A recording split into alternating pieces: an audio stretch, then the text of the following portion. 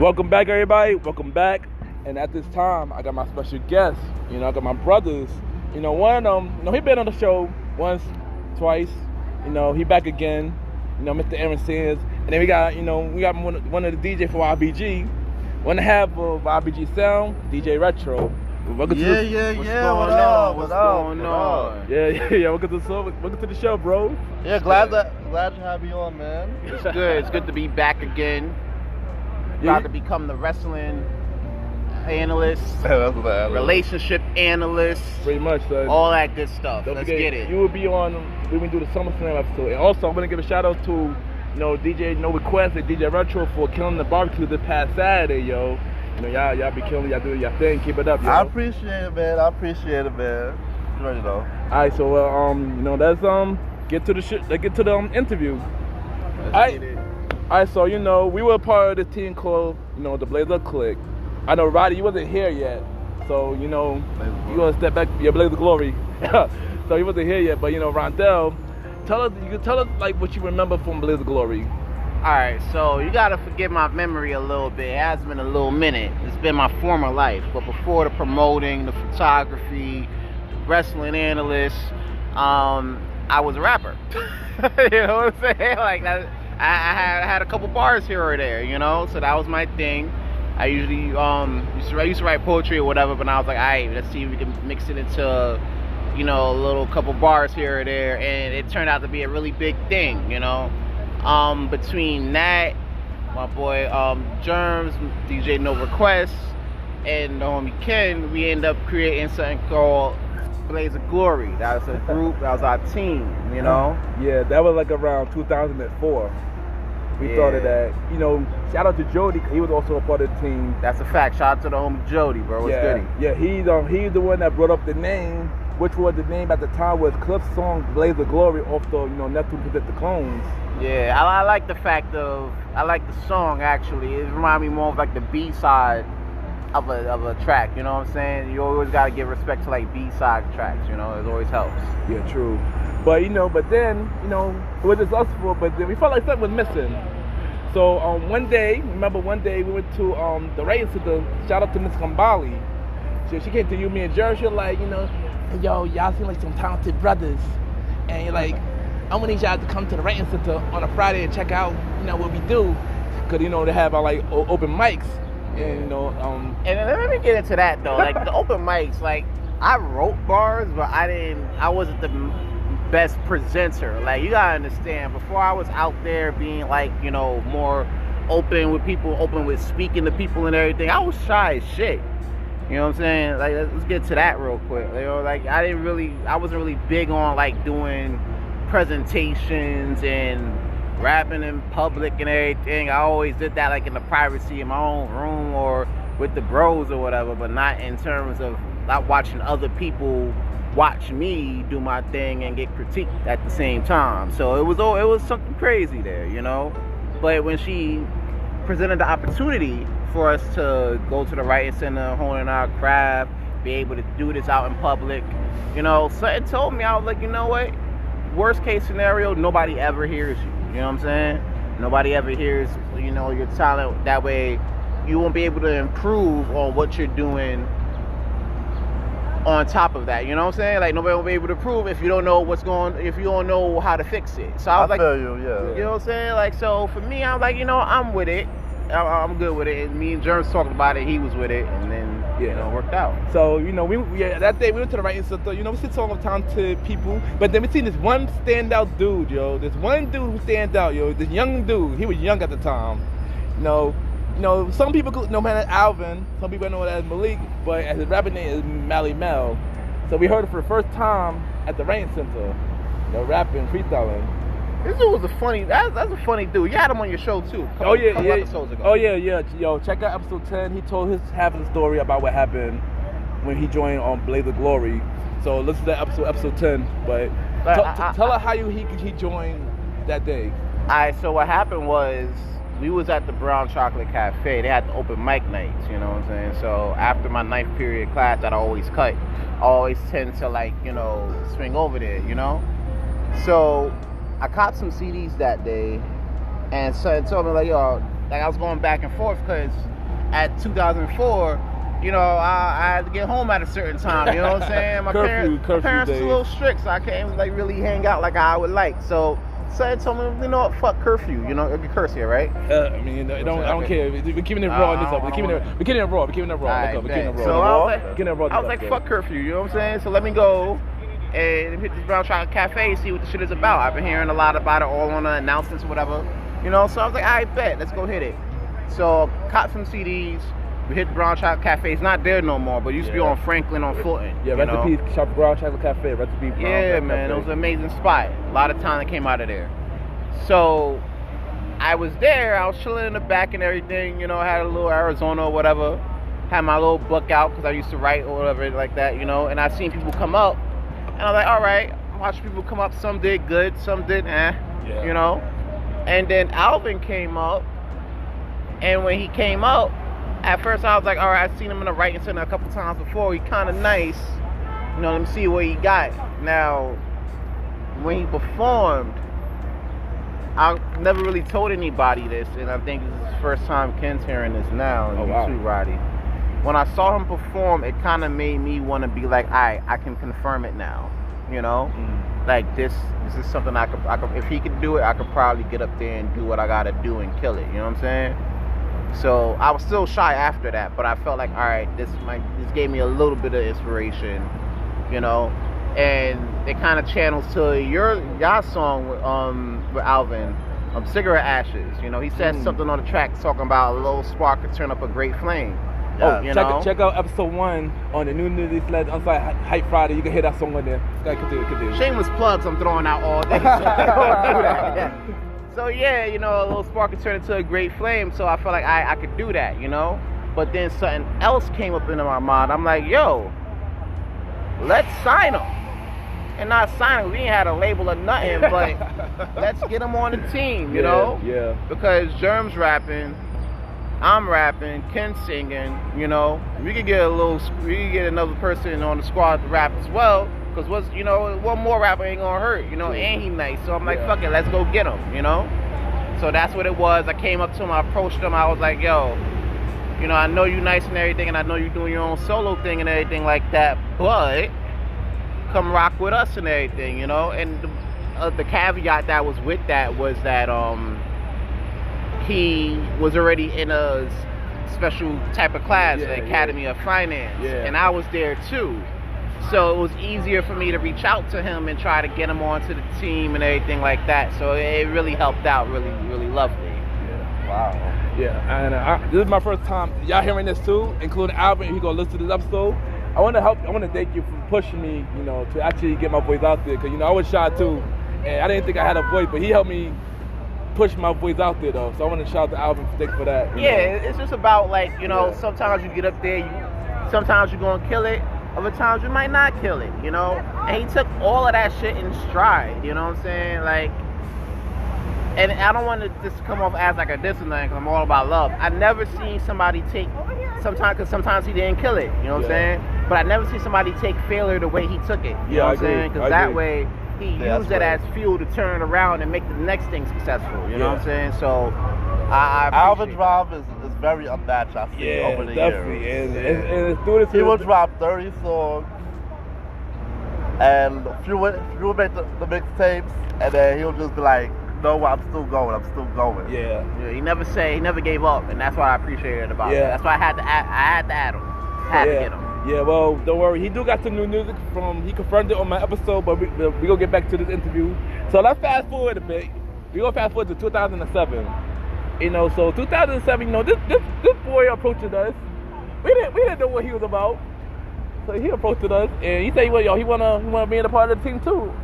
I was like, all right, cool. So he auditioned and he killed it. And we got this boy right here, Roddy Rod, aka DJ Retro. You gonna tell your story now? Tell your story about how you joined.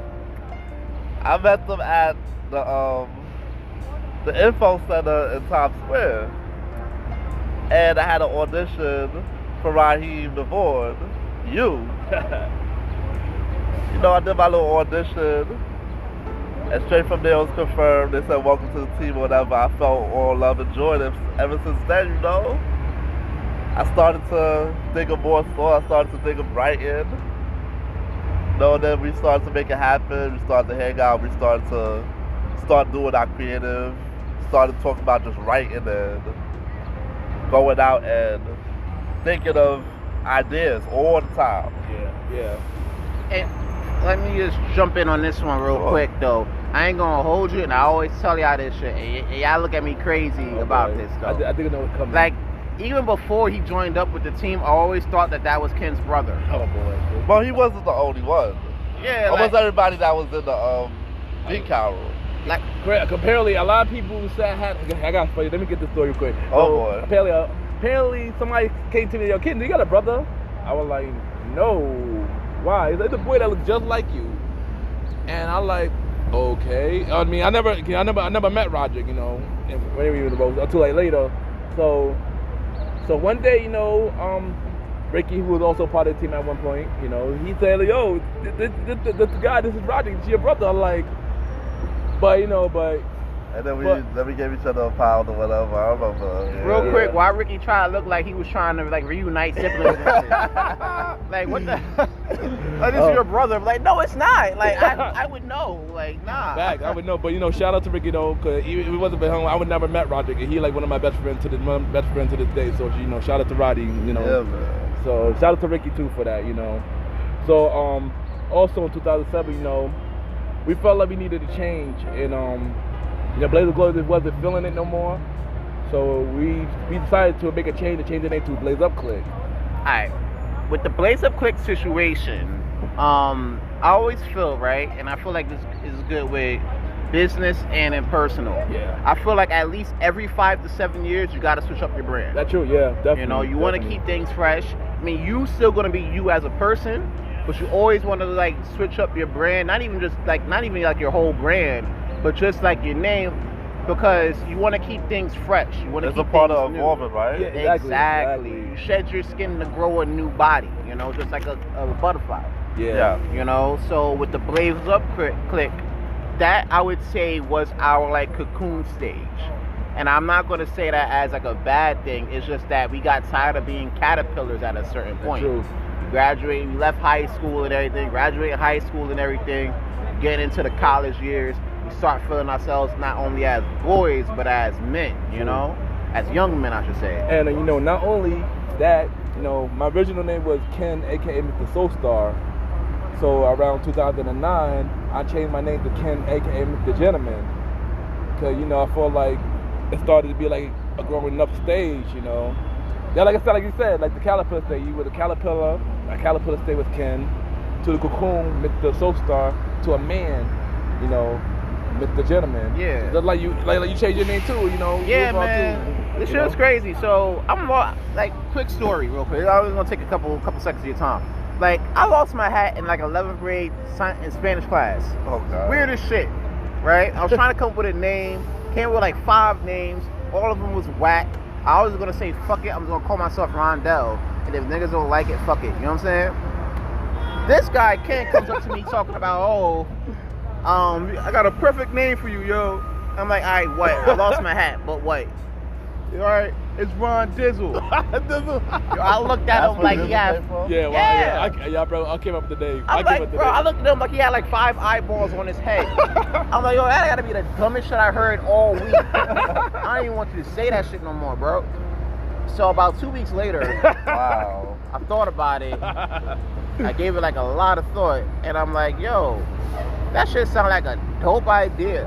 I don't know why I said it was a dope idea. I just felt like at the time it was dope, but I never said it was whack since. Oh. Until I changed my name to Aaron Sanders. Like, that was the evolved. that's the butterfly stage. Yeah. But back to the cocoon stage with Blaze Up Click, we was getting more in tune with our own sound. Yeah. I felt. And once we had a sense of our sound, we was just able to like come up with our own shit. Yeah. But even though we were the music group, we haven't came up with no songs. We came up with other brands, Blaze Up Street Trick, where we can't really talk about.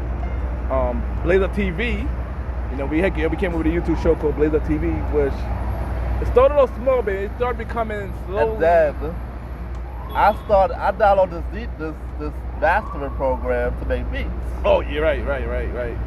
I said, we a group, we need some type of beats.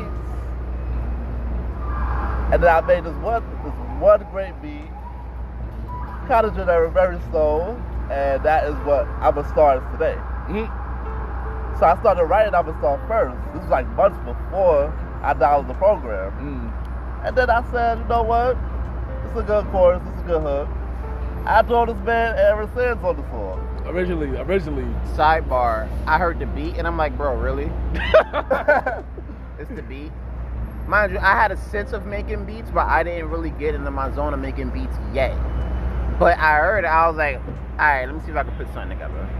And I put up a quick 16 and it worked out, you know. Germs was on it, right? Not that point. No, not yet. It was just y'all two. Oh, yeah. So with the program, like, we just started, like, that was when we started to, like, rehearse in my basement. Started to come over, and then, like, every other week I was just, like, playing around with the program, making beats. Mm-hmm. My favorite was, also Ken's favorite, Are You Ready For Me beat. Oh, man. Oh, That beat man. was, Even though we didn't even, like, release that song. We never got it recorded. I mean, never got that song recorded, but that song was so fire, though. I think that was the only two beats I think made one more beat. I forgot. Fantasy. Oh, Fantasy's Reality was the third beat. Yeah. And then Rondell started to take over the beat making. Yeah. So I was doing research on like beat programs, and I gotta give a shout out to the great folks at Ableton. That's like a German producing company that has a beat program that people still use till this day. I kind of Adobe Photoshopped the whole situation and got the free trial, and it's renewed the free trial every year to keep up with it. And with that, I think I made over 50 beats. He did, yeah. Off that. 50? He did, about yeah. 50. I don't remember it was that much. Wow. Yeah, he did, but It never was Released? Yeah, a lot. Not to us. Not to us though. But there was a situation that I had with another fellow artist, Kazi, where he challenged me to make 10 beats in 3 nights, in 3 days. Oh, yeah, I remember that challenge.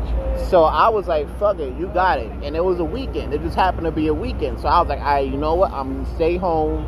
I'm not coming outside. I'm not chilling at Roddy's basement. Because at the time, Roddy's basement was the spot. Oh, yeah. But Roddy's basement over Ken's stoop, that was the spot. Yeah, pretty much, yeah. You know what I'm saying? Yeah, it was one or the other. Yeah.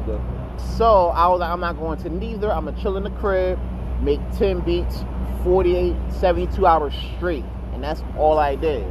And one of the beats was actually made from walking to college. You know, if you could find that and put that on the show, that dope. I appreciate it. With that, but before, I wonder if he's still doing it. I don't know, but you know, if you're out there, you should definitely come on the show. We'll definitely talk about it. Yeah. With that, before the whole marathon, I used to make beats for the team and everything. So I rapped and I made beats, so it was like a double threat situation, and that worked out very well for the team. Yes, it did. And you know, my role in Blaze Up Click was more of chorus. Me and Roddy did the chorus. Usually the chorus guys sing, sometimes rap, maybe every here and there, but you know, none of our beats were never put out. But yeah.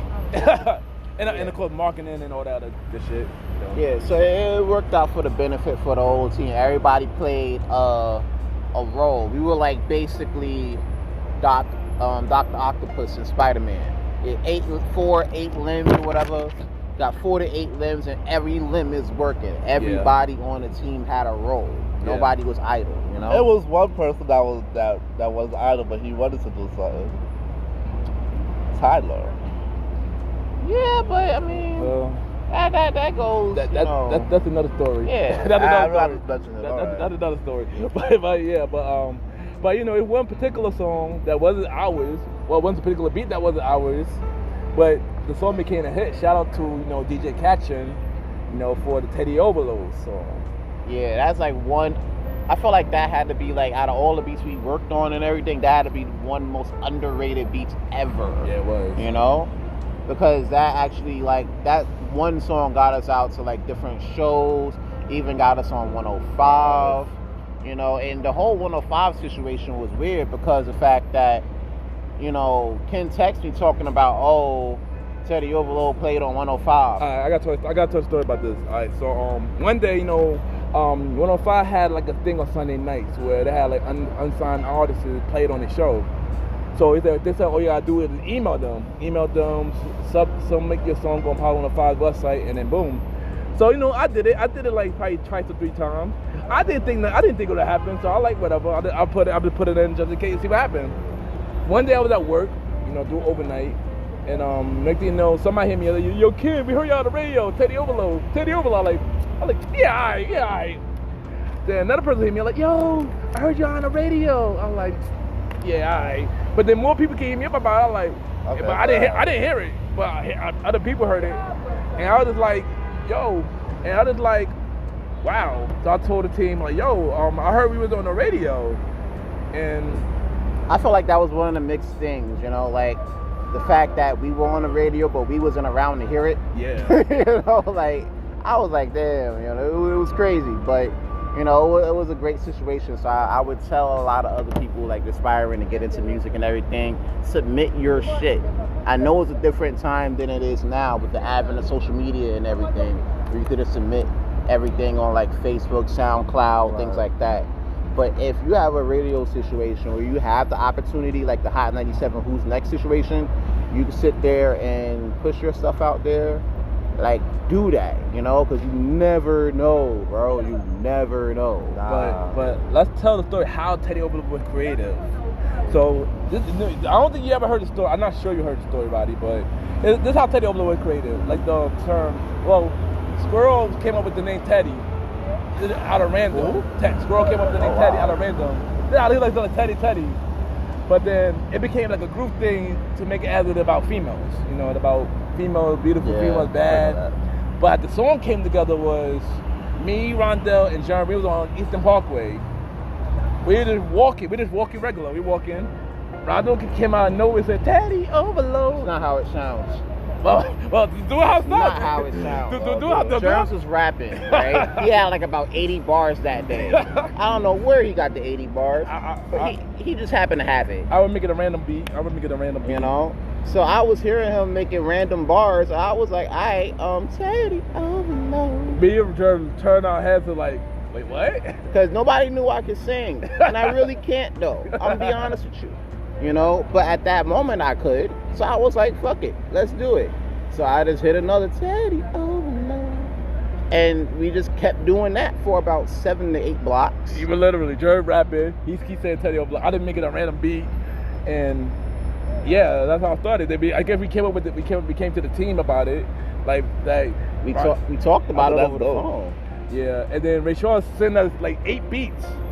Ray Shaw sent us the 8 beats.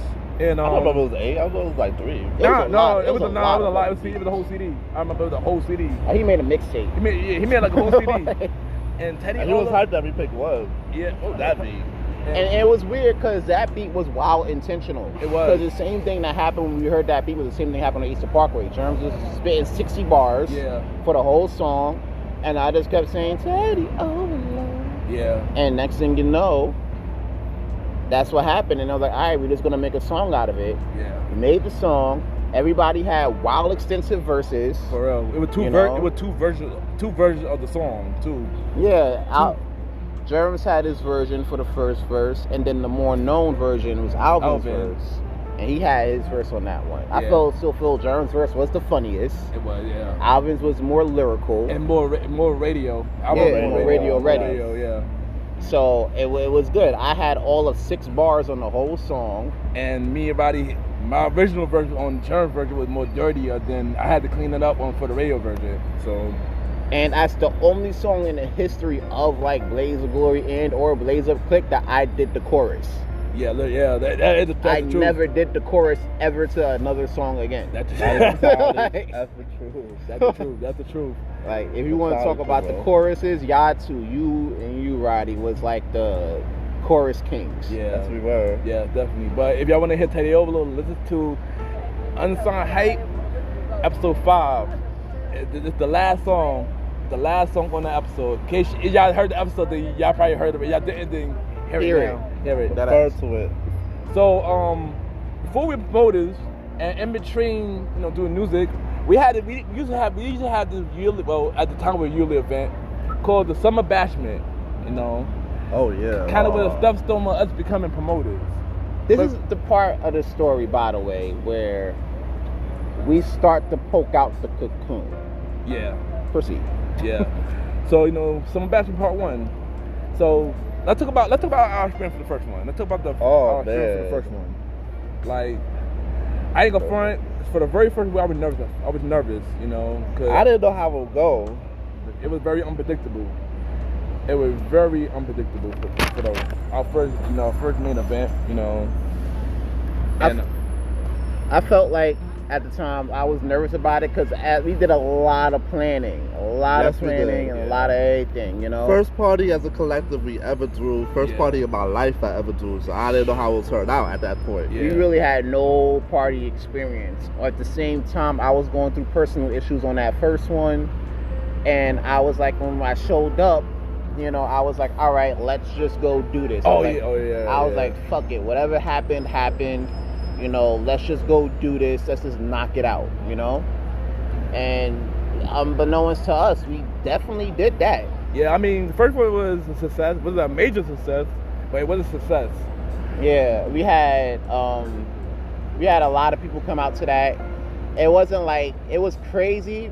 Not as crazy as the second one, which we'll get to, but it was pretty crazy. Yeah, it was some drama, but it was some drama, but so we were young and we were drinking, and then we gave drinks to everybody. People who were younger than 21, and that was our fault for that. That was a little crazy. We didn't really have much. Like I said before, we didn't have much experience throwing parties, and we threw this in the basement. That was the spot. Yeah. I had my cousin cook for us. Yeah, we did a lot. Who was DJing? The first one. Well, Jern, he wasn't DJ No Request yet. He was the DJ Ray. He was DJ Ray at the time. Yeah. DJ Emperor, and DJ Catchin, and I think that's it. And it was only 3 DJs at that time. Shout out, matter of fact, real quick. We got to talk about DJ Caution real quick. Shout out to that man real quick. He's doing a lot of big things on the West Coast, out in Phoenix. If you're in the Phoenix area and you're listening to this, first of all, thank you for listening all the way to Phoenix, for one. Exactly. 2, if you're in the Phoenix area, hit up any party DJ Caution is doing. He's doing an amazing job right now. He's killing out there, man. You keep doing your thing, bro. If you're ever in the New York area, bro, come chop it up. We definitely got a couple events. You already know. We get to that later, but my bro since 9th grade, bro. Facts. All right. So a year later, we wanted to do it again. So the anticipation was sort of there. Yeah, everybody was asking about, will we have another one? We're gonna have another bashment. People who didn't make it for the first one for whatever reason, was also asking. Yeah, so we had the craziest Summer Bashment Part 2. Alright. Oh man. So here's the thing with Summer Bashment Part 2. Shit. That was also pinned as my birthday party. Reason why it was my birthday party was because it landed on the day before your birthday. The day before your birthday, So I'm like, we gonna throw it. We gonna throw the bashment and the birthday party at the same time. When I tell you, it had to be about 120 people up in that basement. Goodness. Shit was a sweatbox, boy. It was crazy. We had one fan, and that was like the window fans that you pop in the window. I had the AC on, but the AC, the way it is like it just flowing in one direction. It can't flow through the whole room. It was crazy. Yeah. Everybody was there for it. People was outside and people was making noise. We couldn't do a lot. I never told nobody this, or people probably noticed. I would have stopped that night. Ken was the night. I would have started at that. if you were dating Ken at the time, I apologized in advance. I apologize for the man. I was single. So I was good. But I was stopped that night. I would have stopped before stop was even invented. Let's say that. Funny story about that. So I did it. We ran out of liquor at that time. Yeah. We ran out of bottles. So there was no bottles. Everybody was lit though, talking about where's the drinks at. I'm like, this is crazy. So we went down. How the fuck we get out of bottles after like an hour or two though? Yeah, we ran out. That was crazy. It was it. We ran out. Yeah. That was it. I want to. I was like, yo, the bartender's pouring out a lot. Yeah, shout out to the bartenders that night too. So Shit. we went to Alvin went down to the neighboring liquor store and everything. Got like about 4 or 5 more bottles. Yeah. Came back and we had the lights on. So we had red lights, blue lights, and green lights. Apparently, and I don't know how this happened, but we had Bloods and Chris at the party at the same time. One of them like, yo, I'm under the red light. No, yo, I'm under the blue light. And you look at this like, I'm like, oh my. What is going and everybody on? was in their own section. Luckily, thank God, nothing popped off that real. night. I don't know why it was the idea for my family to put those red lights in the lamp. Also, nobody knew what happened to Jern. Apparently, Jern was drunk, so I had to take over as DJ for like 10 minutes. To this day, nobody knew what happened to Jern. And he said Emperor. He said something happened with Emperor that night. Emperor speaker blue, so he couldn't even DJ. He was tight. He said, "Fuck this." a lot happened that night. There was a fight over birthday cake. Yeah, oh word. I'm not naming names. Yeah, we're not naming names. But there was a big fight over birthday cake, and it was crazy. I think that right there ended the party. Yeah, that right there. Then there was more drama outside the party, where we ain't gonna name no names, but I think cops was called. Yeah, at a certain point. A lot happened that night, but at the same time, it was a memorable night. Yeah, we had over about 100, 120 people pop through in that basement. About 80 of them. I think we broke like at least 3 fire codes. Yeah. I think we did. But then of course we stopped doing bashing for a couple years. We'll get this dog one. I said fuck this, no more in my house. Yeah, we gonna get this dog one, but we ain't talk about the dog one yet though. So from then it's 2011. December 2011. We met up. That year 2011 we met a promoter. By the name of NYC Compton. He gave us the opportunity to start promoting parties. We just come out, support his parties, and then. I'm gonna stop you right there, Ken. He didn't give us the opportunity. He gave you the opportunity. He pulled you to the side and y'all talked business. I was outside chilling, vibing, and then you put me on to the promotion, and I thank you for that. Okay. A lot of times we talk about like Compton putting us on and everything. But I really want to set the record straight on that. He put you on. You was out there doing your thing and everything. We was out there hitting the parties like crazy too. You know what I'm saying? So it was pretty big. You were doing that since Club Tobago. R.I.P. to that. I mean, we were going to a lot of parties, and at that time, I didn't even know I would never grab that time. Boulevard, I forgot what those. Boulevard, Tobago, Imperial, Rebel, and then ever since Rebel, we became basically residents at Rebel. But like I said, he did put me on, but I still gonna say us because we came as a team. Rebel was the best, yo. They had so many chicks in there. Oh, we gonna talk about that right now. Cages, everything. Oh, we gonna talk about that. Rest in peace to Rebel, though. We talking about that now? Yeah, we on that now. Yeah. I got a quick story about Rebel. It was one night I was down there, right? And the craziest shit happened. They asked ladies to get in the cages or whatever and do what they gotta do, right? Now, I could have sworn I heard they say one lady at a time. Why I look up, there's like 6, 7 ladies in one cage, no bigger than like 10 square feet wide or whatever.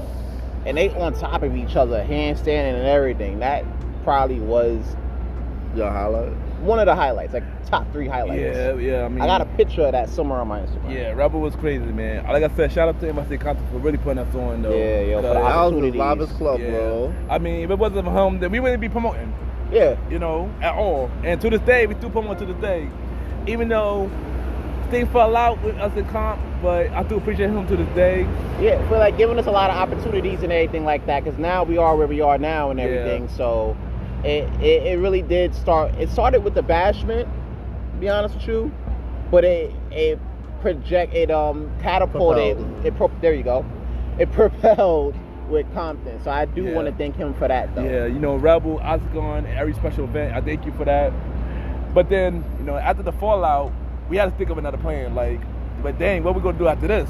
After the fallout? Because everybody thought, YPG is done. Oh, by the way, I named with YPG in 2011.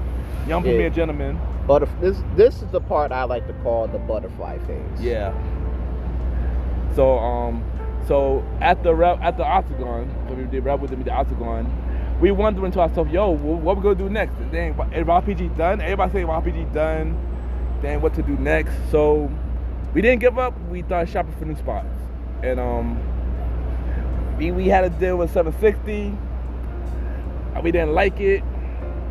One thing I didn't like about there's a lot of things I didn't say out that I didn't like in these stretches of time. Yeah, the one thing I'm going to say that I didn't like, the fact that y'all don't got hookah there. Oh yeah, is some bullshit. Right. I'm sorry. And the way y'all charge mad money for no reason. Like that's ridiculous. This is 2019 going on 2020. You mean to tell me a spot in New York City don't have a tobacco license to make hookah? Exactly. Like, come on, bro. That was out for me. That was a one and done. Same here. And we went to 760 a couple of times, but I just wasn't feeling the vibe, yo, at all. No, I like the vibe. They just charged too much for a Blue Long Island and didn't have no hookah. I didn't like the vibe. I didn't like the vibe too much for 760.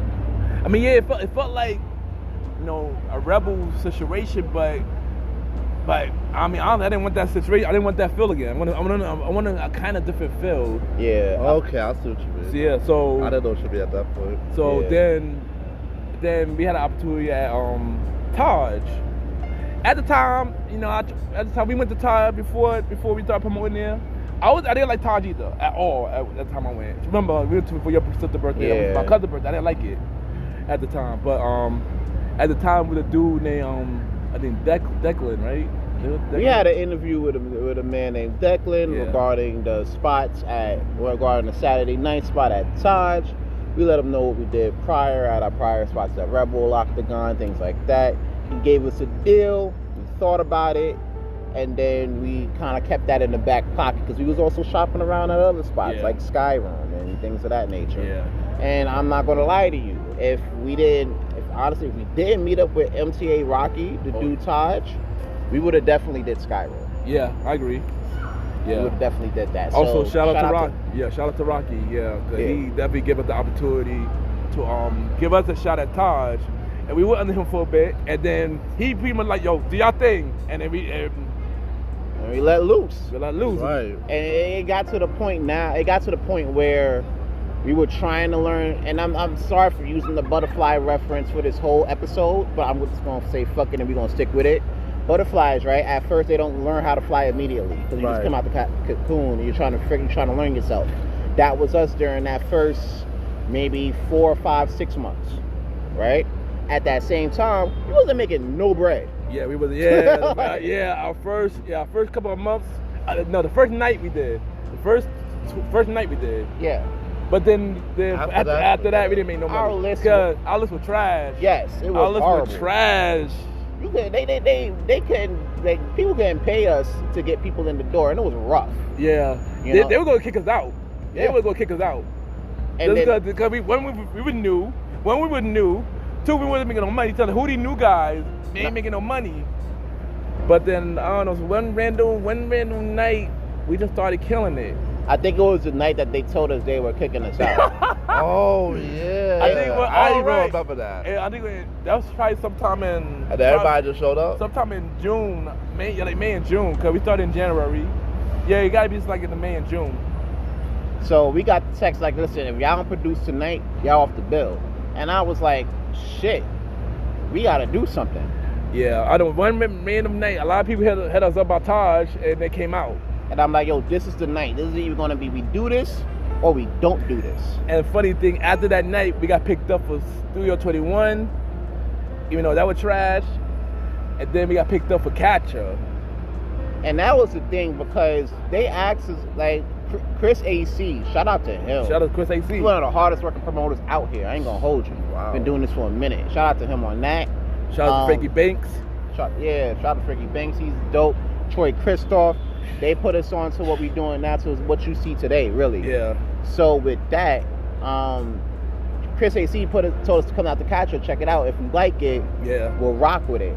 And we was out there, and it was crazy. It was packed. Upstairs and downstairs. We got a free bottle the first night we came.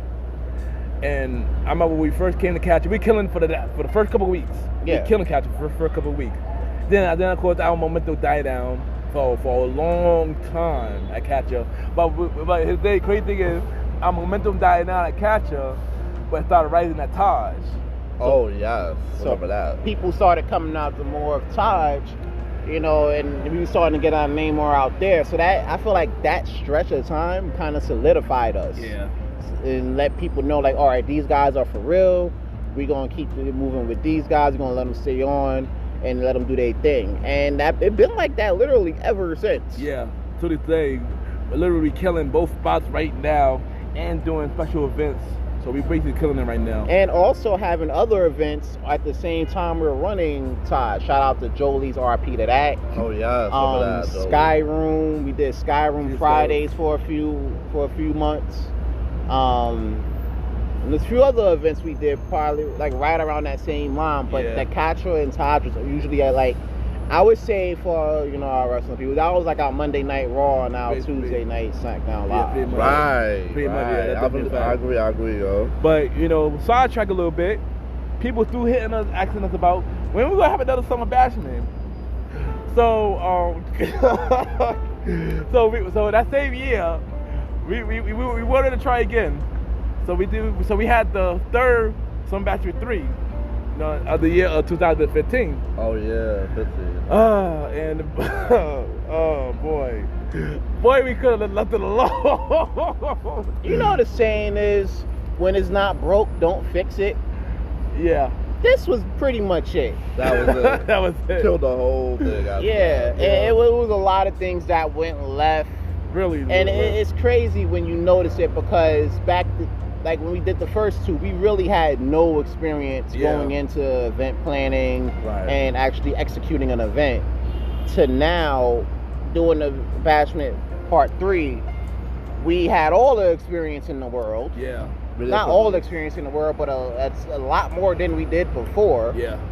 And for it to come out like that, it really had to sit down and be like, all right, is this part of the brand dead? Yeah.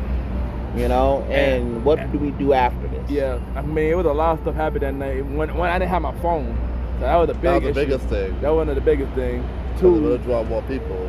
So much, a lot of the crowd didn't come because the fact that we were too far. We didn't do it right in the basement, so we did another spot, Canarsie, and it was too far for everybody. Far for everybody. Yeah, it was rough. So the one thing with that was, we had, like, the thing with our following is that we stretch from everywhere, from Brooklyn to Bronx, from downtown Manhattan to DC. You know what I'm saying? Our reach is pretty far, and the thing is, we hit up, like when we did the Summer Bashment 3, it was more Brooklyn orientated, but a lot of our Bronx crowd wasn't really big on the travel, so that was pretty much of a dub.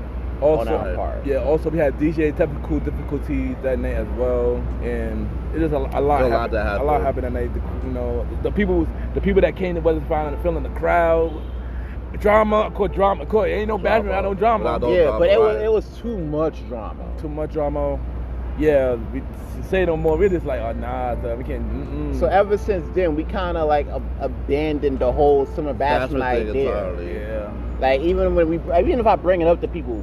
Bring it up to you guys. It's like, it looks crazy. Like y'all look at me crazy. Like I got five heads on me. I'm like, all right, you know what? Never mind. We good. Yeah, I don't know, Bashment. But it was good while it lasted. It was good while it lasted. You know, sometimes you just have to try things out. Yeah, you know. And ride the wave for as long as it could go. You know, we live and we learn. That's basically what it was. That's right. So the question is now, what are we doing today? I mean, of course, y'all know about the Catcher, you know, every Friday, you know, 270 Bowery Street, Taj every Saturday, 48 West 21st, 1556, tape premiere at the door. Of course, y'all know that. Blaze Up TV, YPG TV, you know, we had 5 seasons of that. We kind of stopped it for a long while. But we're kind of looking at channeling a new avenue. Yeah. Which brings us to this announcement. Yeah, I mean, we announced it on the Aaron Sands episode, but we actually go put it back in motion. You know, the Premier Boy podcast. You know, you get to hear our thoughts on certain different topics like relationships, life in New York City, work-life balance, growth shit. Yeah, grown man shit, basically. Everything. From the views of 4 Brooklyn boys that grew up to be 4 Brooklyn men that made good. Well, so you ain't know you had Ken, aka MrGentleman, on the show. You gonna have Mr. Aaron Sands on the show. Facts, gonna get a little raunchy. You're gonna have DJ Retro on the show. That's right. And we're gonna have and every week we have a special guest. So it's gonna be somebody from the team. It could be somebody, any special guest that's a guy. Who bangs with us. Who bang with us? Hell, it could even be a female. Or female. Yeah. Or female. So yes, look out for the Premier Boy podcast coming this fall. So check that out. Keep your ears tuned in for that. Yeah, but Rose, I'm gonna thank y'all for coming on the show. Yeah, man. Appreciate This is a little history lesson we giving out today for free. That was the plan. That was the plan, and I'm glad that we broke it down for y'all. Hopefully, y'all enjoyed it. And look forward to the Premier Boyz podcast coming out soon. Yes. So look forward to more of all of our different ventures. Yeah. Also check out Shot by Sands for all your photography needs. Oh yeah, drop your plugs now. Drop your plug, both of y'all. Drop your plugs. All right, real quick. Check me out if you're trying to look for a good party in New York City, Cottridge Hodge, or otherwise for a special event. Check me out at Aaron Sands Premiere. If you're trying to get your photos taken at certain events, or even just want to do a private shoot, you can check me out at Shot by Sands. I got reasonable prices for some great pics. If you're looking for a DJ for a reasonable price, check me out on Roddy_DJ Retro. DM, hit me up. If you want to know, let me know what it is. A few weeks, give me a time in advance to get myself situated. And also check out DJ No Request. He's also good as well. That's a bro. Oh yeah, his name is RJB_DJ No Request. Follow him on IG. Book him for your events as well. They are both a YPG Sound. They're a DJ team. Y'all can book both of them, or y'all can book one of them. Yeah, so it don't matter. All right, any parting words before we dip out? Well, I think we're good, man. All right. Well, thank y'all, and we'll be right back. Don't be afraid to be a butterfly either, yo. Stop playing.